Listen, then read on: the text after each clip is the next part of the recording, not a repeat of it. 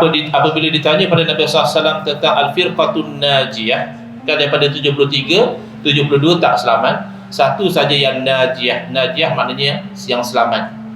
Maka Nabi SAW menjawab al-jamaah. Kumpulan yang selamat itu adalah al-jamaah.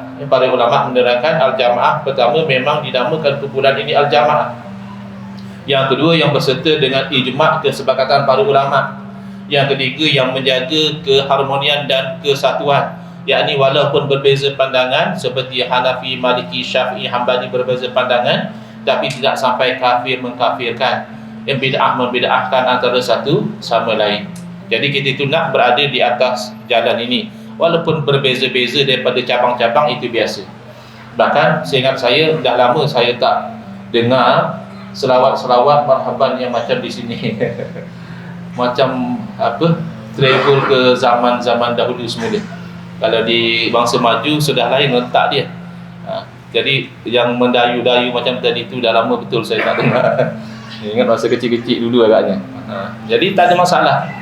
Setakat rentak-rentak selawat yang berbeza, tapi masing-masing masih berada di atas jalan ahli sunnati wal jamaah. Yang paling penting adalah ada orang ingat sunnah Nabi pakai serban, pakai jubah, ya, bersiwak, itu sunnah. Tetapi yang lebih penting daripada sunnah Nabi SAW adalah sunnah, yakni pegangan baginda dalam akidah. Sehingga kan ulama yang tersohor Hujjatul Islam, yang digelar-gelar sebagai Hujjah Islam, iaitu Al-Imam Al-Ghazali rahimahullah ta'ala, apabila menerangkan 4 ciri yang mesti ada pada seorang salik. Salik makna orang yang berjalan, suluk berjalan menuju kepada ridha Allah. Nombor 1 sekali Imam Ghazali sebut i'tiqadun sahihun la yakunu fihi bid'atun. Tak akan dapat ridha Allah kecuali yang pertama kenalah akidah dia akidah yang betul, yang tidak ada pada akidah dia itu sebarang bentuk bid'ah. Langsung tidak boleh ada bid'ah dalam akidah. Tak tahu ustaz aku ni yang kuat pertahankan bid'ah. Kan ustaz ni ustaz ahli bid'ah kan. Yang tu bid'ah hasanah bang. Bid'ah hasanah itu disebut daripada semenjak zaman salaf dan diamalkan semenjak daripada zaman Nabi SAW sebenarnya. Yang paling jelas menyebut tentang bid'ah hasanah ini di kalangan ulama salaf adalah Al-Imam Muhammad bin Idris Asy-Syafi'i rahimahullah ta'ala. Imam kita sendiri, bab bid'ah ni 3 poin yang ringkas tapi jelas. Poin yang pertama kata Imam Syafi'i rahimahullah ta'ala, al-bid'atu bid'atani. Perkara bid'ah 2 jenis. Mahmudatun wa mazmumah, satu jenis terpuji makna baik, dan satu jenis lagi terkeji. Terkeji makna buruk lah. Habis mana satu baik, mana satu buruk? Fama wafaqa sunnata fahuwa mahmudun wa ma khalafaha fahuwa mazmumun. Mana perkara baharu yang selari dengan sunnah, kena dengan ajaran Nabi, itu terpuji. Mana perkara baharu yang bercanggah dengan sunnah, maka itu terkeji. Selesai. Habis mana nak tahu ustaz? Kan benda baru. Kalau benda lama kita tahu dah Nabi SAW dah iktiraf ke, Nabi SAW dah puji ke, benda baru.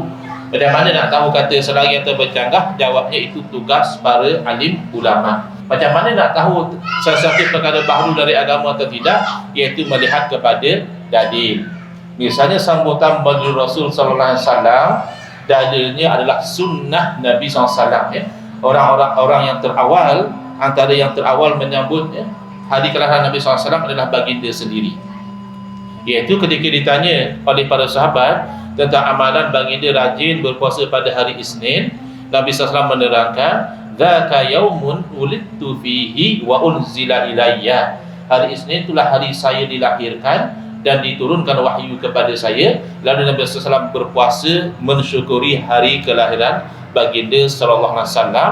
Dan ini natural. Kita mensyukuri hari kelahiran sendiri kan, kita sambut hari jadi kita mensyukuri hari kelahiran pasangan kita kan, kita menyambut hari jadi isteri atau suami. Bahkan kalau suami lupa hari jadi isteri, itu boleh jadi risiko bergaduh juga, ya. Macam mana waktu ni buat tabiat tahun ni lupa pula jadi saja, ya.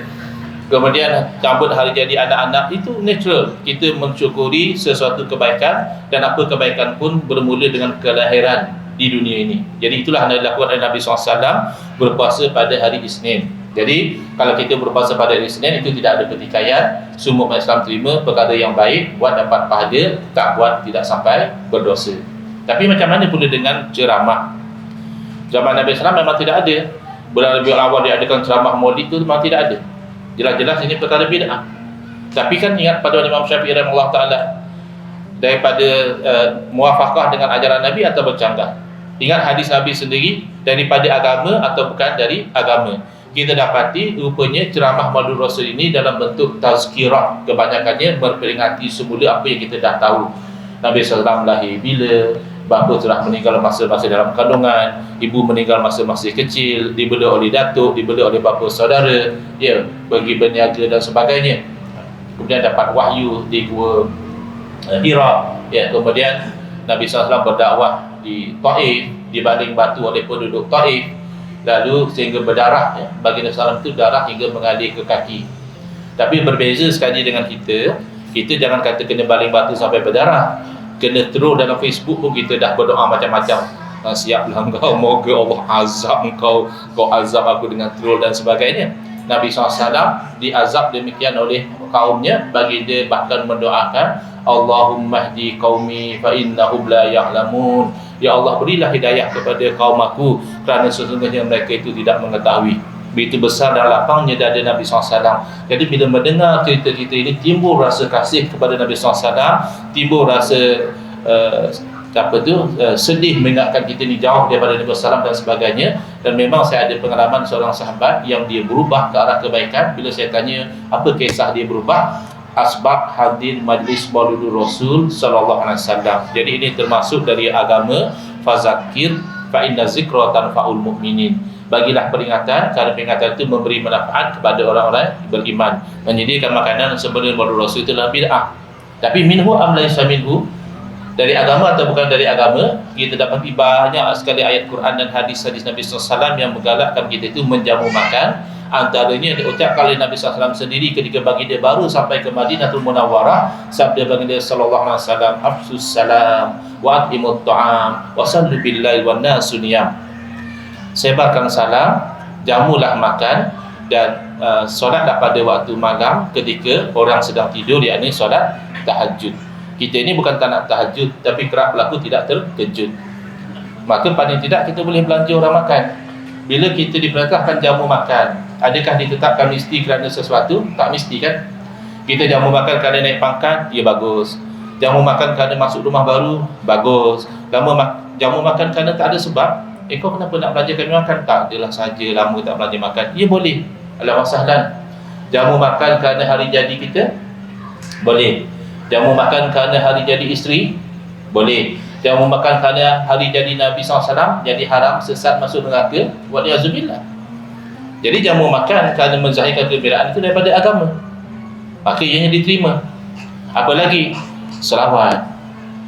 Kan kita bulan lain pun kita selawat, tapi lebih-lebih lagi di bulan Maulid Rasul SAW ini. Selawat ni dari agama atau bukan? Kalau ada orang yang kata selawat bukan dari agama, parah, walaupun ada PhD. Dia akan jadi permanent head damage. PhD itu bagus rasanya, ya? Doktorat dalam falsafah. Tapi kalau sampai selawat pun dia kata tak ada dalil, itu namanya PhD, permanent head damage. Ya, orang sini kata apa? Kerosakan kepala kekal, macam tu lah.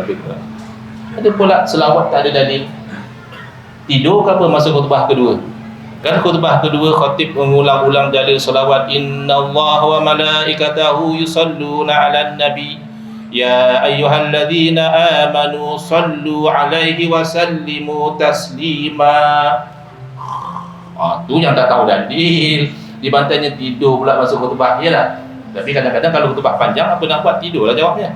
Khutbah sunnahnya pendek, bahkan lebih pendek daripada sembahyang, itu yang afdalnya. Baik.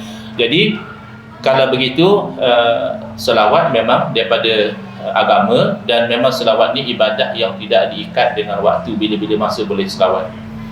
Selang tarawih kah, sebelum tarawih kah, lepas tarawih kah, ya, masa berjoging kah, masa memandu kah, boleh selawat. Berapa banyak, lebih banyak lebih baik. Bila-bila masa boleh. Dalam keadaan suci dari hadas bagus, dalam keadaan haid pun boleh selawat. Menghadap kiblat, ya bagus, tak menghadap kiblat pun tak ada masalah selawat. Kemudian apa lagi yang kita lakukan? Qasidah. Macam tadi kan ada elemen qasidah menceritakan sejarah kelahiran Nabi SAW, kehebatan Nabi SAW. Qasidah ini hukum asalnya adalah harus. Ia boleh berubah jadi haram. Kalau lagu-lagu yang ada lirik-lirik yang haram, maka jadi haram. Tapi kalau ketika qasidah maulid, apa yang selalu dilirikkan?